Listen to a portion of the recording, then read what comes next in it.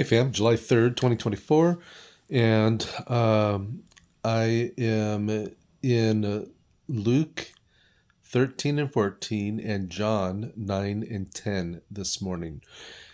It's a continuation of Jesus healing, teaching in parables, and demonstrating his deity, and calling people to walk in obedience. And yesterday, last couple days, and today when I was reading, I felt like there was the way the Gospels outline his teachings. It's obviously in a condensed manner, right? Because I mean, you could read through the parables in 5-10 minutes, and obviously he was out there teaching for much longer than that. Um, and so we're getting just kind of the cliff notes, if you will, the highlights, and as such, as we're reading them in the Gospels, they're just like one after another, right? All these different parables and things, and events, healing events, and conversations, with different people that Jesus is having, just in each chapter, one after another. There might be 15, different parables and events and conversations in one chapter, and in my mind, I'm thinking, oh my goodness, this is I. I can't. I want to just like camp on one of them, and try to understand one of the parables, or the significance of one of the healings, or the impact of one of his conversations. And this was one time, I think, where I'd rather not read big chunks of scripture and just hunker down and spend whatever time is necessary to understand those different things that are in here. So I just yesterday, today, and the last few days, I just kind of felt, not overwhelmed is not the right word, but just like, man, I wish I wasn't reading all of these in big chunks, and I could just sit down and really meditate and pray about a parable or a healing or a conversation so that I could better understand it and apply it to my life. Well, there's some good ones here, and I think, again, the general themes is Jesus is affirming his own deity, and Jesus is calling people to follow him in radical obedience.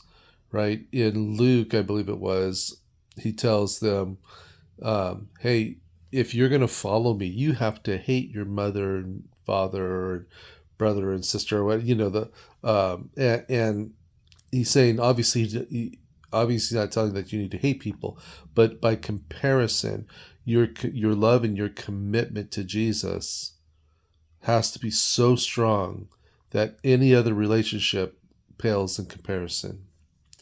Um, that um, that you need to be committed to a point where you're willing to literally die humiliating death. That's what he means when he says you need to bear your cross.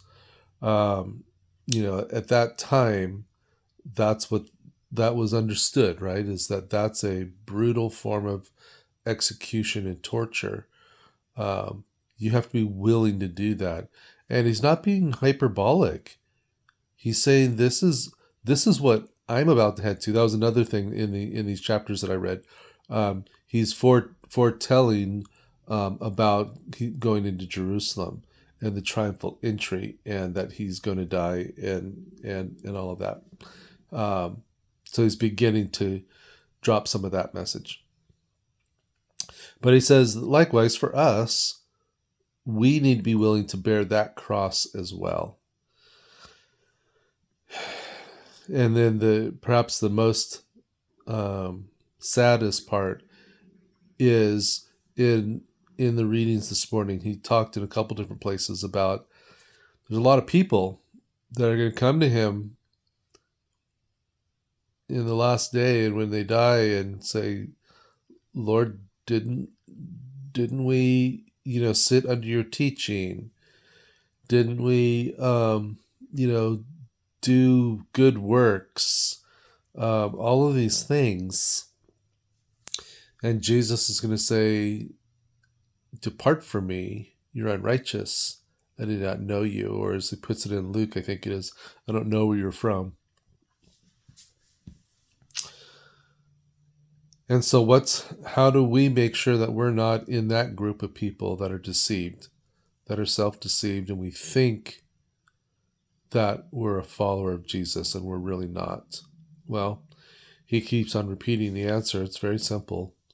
Over and over again in the Gospels, we see from the mouth of Jesus, we have a simple faith that trusts in Him and Him alone, the Scriptures, His Word,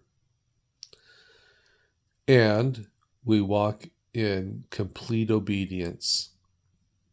And we can do that because of our trust in Him, right? If we're concerned about our bills and all that kind of stuff, our future, that's a natural thing. But if you trust the Lord, you can be concerned about it, but ultimately you're going to be like, you know what? God's going to provide. God's going to use me. God has given me purpose. I don't need to worry. I don't need to be afraid. Um, and that's this kind of simple trust we need to have that creates an obedient life.